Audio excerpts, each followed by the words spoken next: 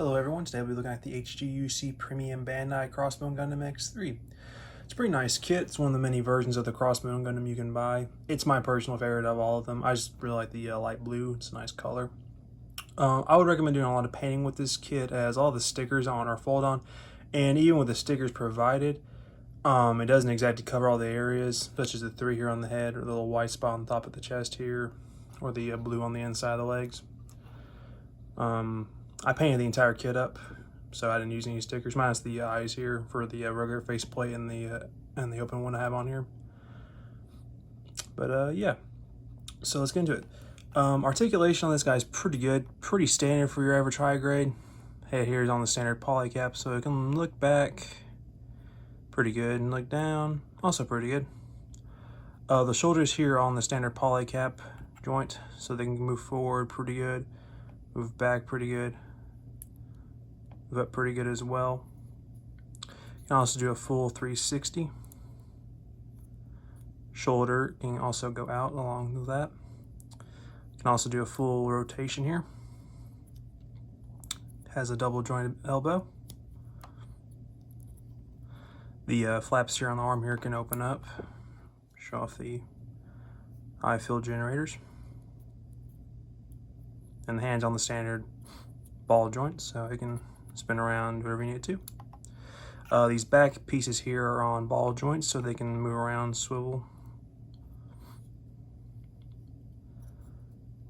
Ab crunch is pretty good as well.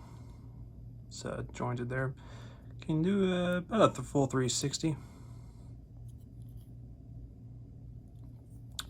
Front skirts are on a ball joint, so they can move up. Side skirts are on the standard poly cap joint, so they can move up a little bit, but it's a decent enough. They can also rotate a little bit as well.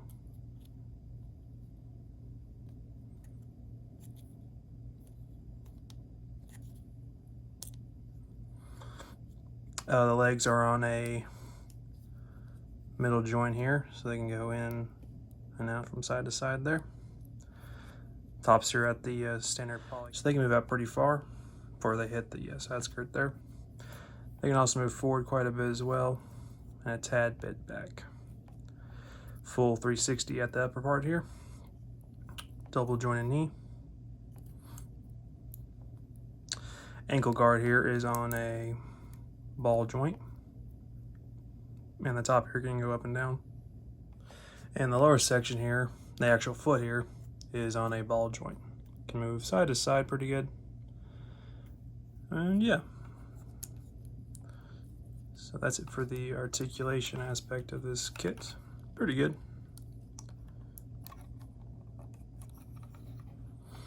Now, for accessories, we'll start with the standard Crossbone Gundam. So for accessories, you have the standard weapons of the Buster Gun. It's a nice piece, but the all the gray on here, besides this little chain piece right here, all that you got to paint on there. I also use the sticker here for the scope. And the beam Zamber. Again, same situation. You got to paint all this gray on here, but once you do, it looks pretty nice. This comes with a beam blade effect piece, which is pretty nice. Nice curve to it. Just pegs in simply like so. And it fits in the hand just fine as well. Standard, just pop out the hand. Off the hand cover. Now it is a round handle, so it doesn't exactly fit in the hand the best, but it's not too terribly loose. You can get around it.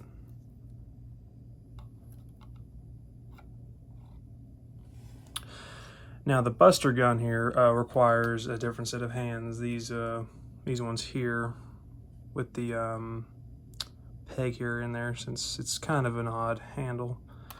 It's a standard connection though, just pop off the standard holding hands. Smooth that off to the side.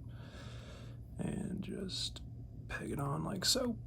Secure connection. Just stick it on there like so. But due to the way the arms are designed here with this blue piece here, it can't really get over it, so you kind of got to have it like an angle like so. A bit unfortunate, but well. Now you can actually combine these two weapons to form the Zan-Buster rifle. Get this hand here. Good connection. Pop this off here. Pop this off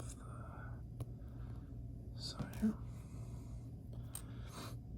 And you can store these on the side skirts here. They have little pegs here. Just peg it like so. And like so.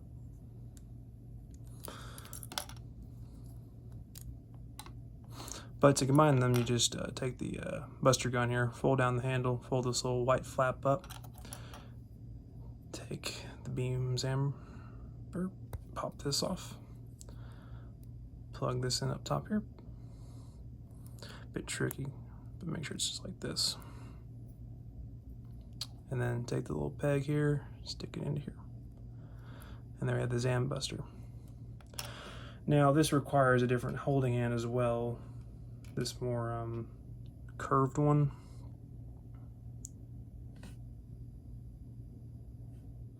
And all you have to do here is just pop off the backing of it, like so.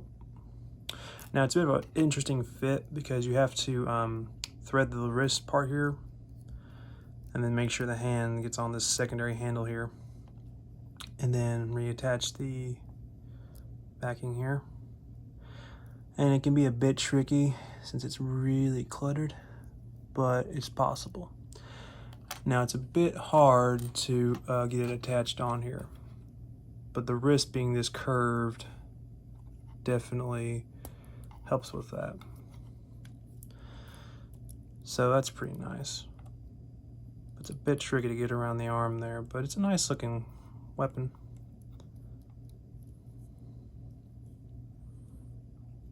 So that's pretty nice. Along with those, you get some standard beam sabers, which on these you have to paint the yellow on them. Just reassemble these hand here. Now just reattach these on like so.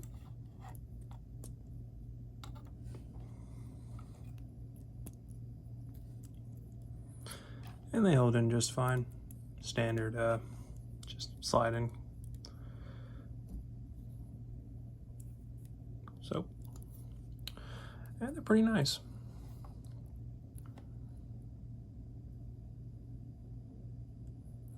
You also get some heat daggers,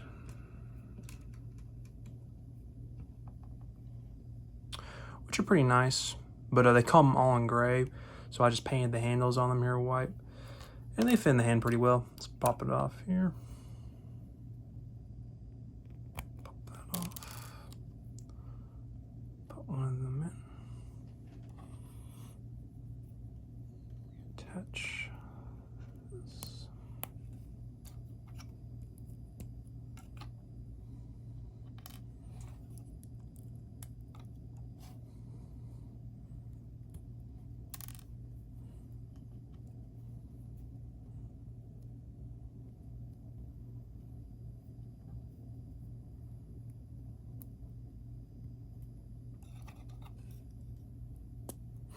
There we go. Pretty nice knives. I always liked them pretty good. Bit small, but you know, they're daggers. Just remove these. I'll leave this one separated for the next accessory.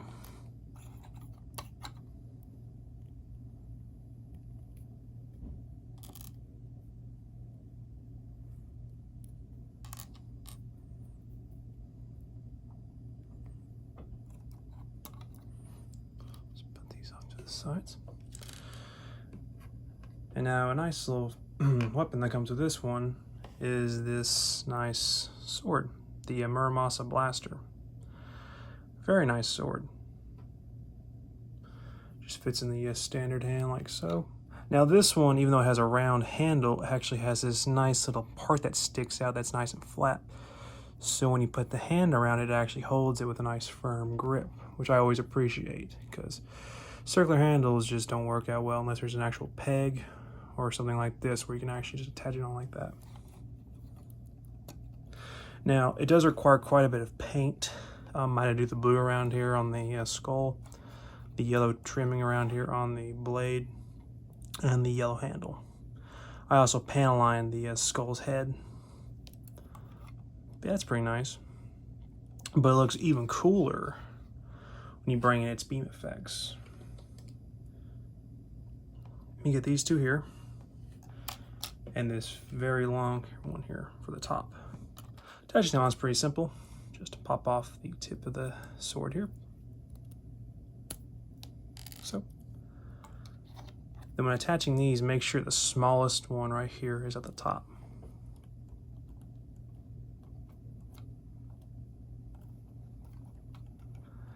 Bit fiddly, but then that come in nicely.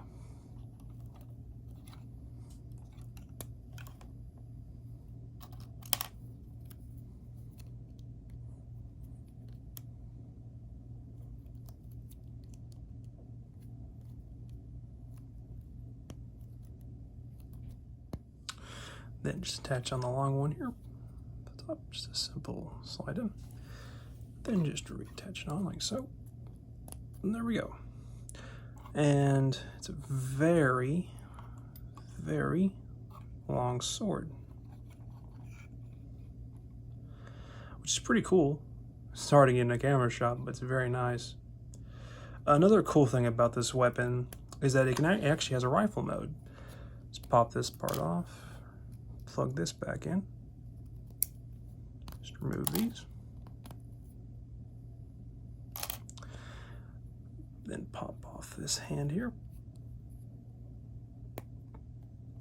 And this will require that curved one again from the Zambuster.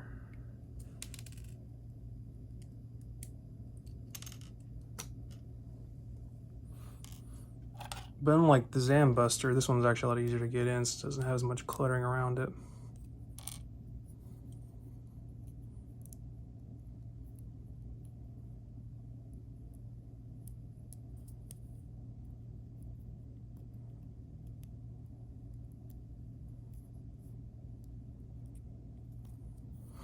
Then just reattach that to the hand. There we go. It's a bit fiddly too, but looks pretty nice. Nice long rifle. Definitely my favorite weapon of this whole kit. But that's not all though. Oh, and this also can store on the side skirts as well. Just pop that off.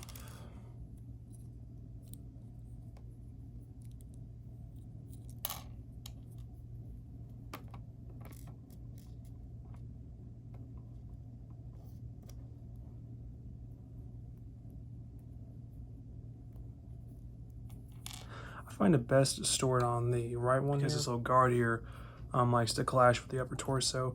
So I find it best just to attach it on this one since it's pointing more downward. So yeah, that's pretty nice.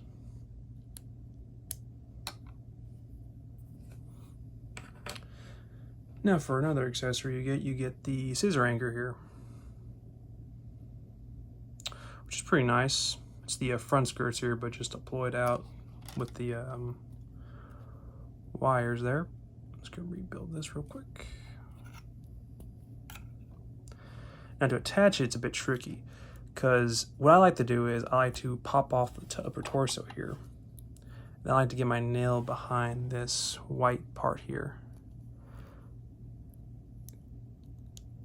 Like that. And pop and try and wiggle. Make sure red piece doesn't come off. Then attempt to wiggle it off once you get that red top, once you get the top part there removed. Like so. A bit tricky, but not the hardest. Then just attach these in here like so. You can separate these as well. I didn't really bother because I feel like they're probably easier to deal with when they're just stuck together like this. Then just pop that on like so. And just reassemble this. There we go. So that's pretty cool. They're all nice little wires, so they're pretty posable. And this part here is on the standard ball joint parts, so it can move up and down and whatnot. So yeah, that's pretty cool. Makes some pretty good action shots.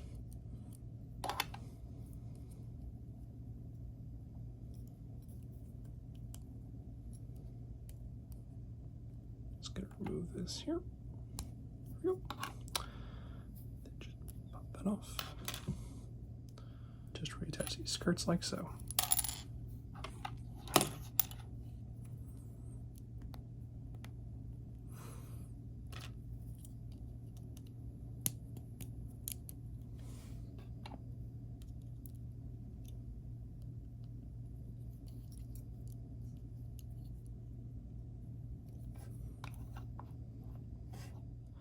Oh, and for stickers, it's not too bad. It's not the worst in the world. Like, because you don't really get everything you need to cover up all these, like that 3 on the head or some of the yellow spots. I did use some of them. I used the 2 eye parts for the 2 faces, and I used this little green one here for the Buster gun. You also get these little feet blades here, which are pretty nice. A bit small. But you, at the bottom of the foot here, there's this little peg hole there. Just peg them in like so. So they're angled like that.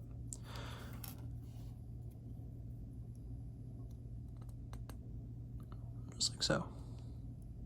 Pretty nice. Makes them good for some good display pieces.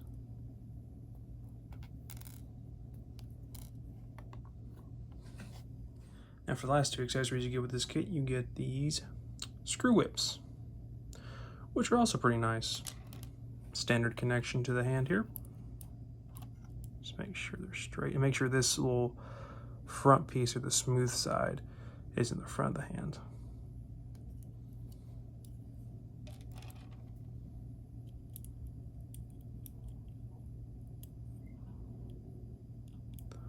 Just like so. And these are pretty nice. They're another favorite weapon of mine from this set.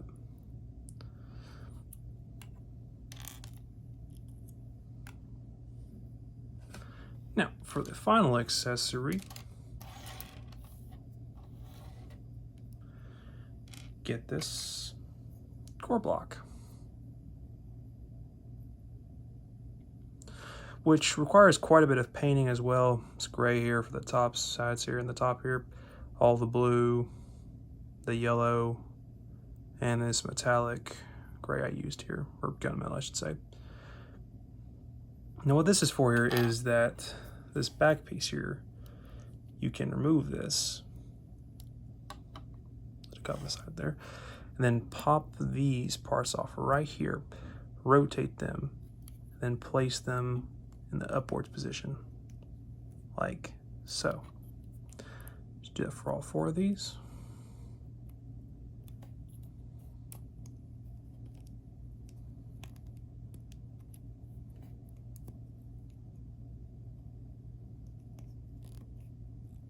So, and then just collapse them in,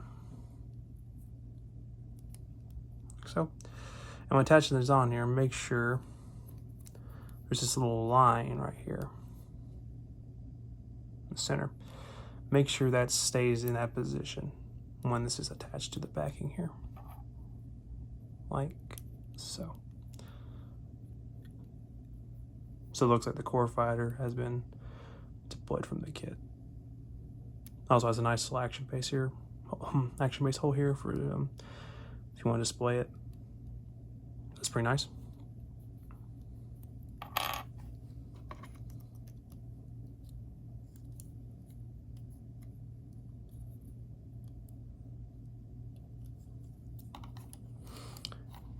Oh, and I almost forgot. You also are given this extra faceplate here. I would show this on the kit, but trying to remove these faceplates from each other are really hard. You have to pop apart the head here and then remove it from the red piece underneath, and it's really hard to do. So I'm just gonna have to leave it like this, because trying to remove these things, trying to pull these things apart is pretty tricky. Oh, and also this does also come with exclusive hands as well. These ones right here. Now these ones are exclusive to this kit because they have this nice little detail right here, that light there, which allows it to produce the eye fields.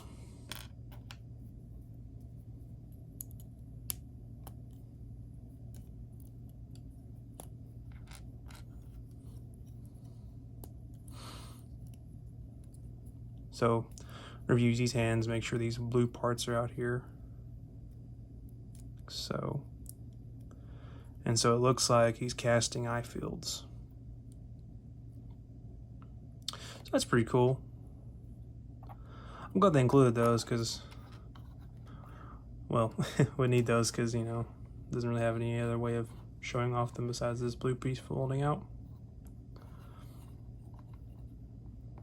But yeah, so I hope you all have enjoyed this review of the HGUC Premium Bandai Crossbone Gundam X-3. And I hope to post another video soon. So, see ya.